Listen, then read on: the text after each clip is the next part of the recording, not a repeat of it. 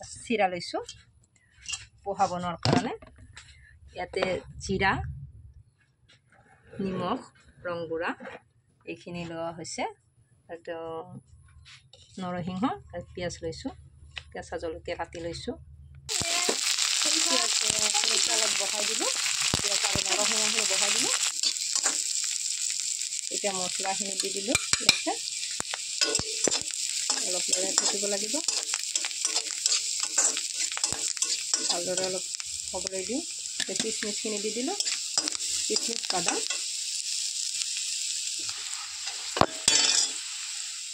এতিয়া চিৰাখিনি দি দিয়া হ'ল।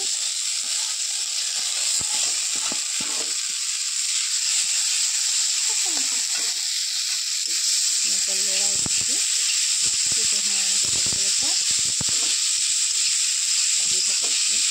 নেমু টিপি দিয়া গ'ল, নেমু টিপি গৈছে।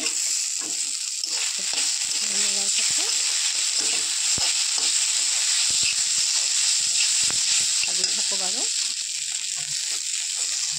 বেছি সময় নালাগে। আমাৰ পোহা ৰেডি হ'ল।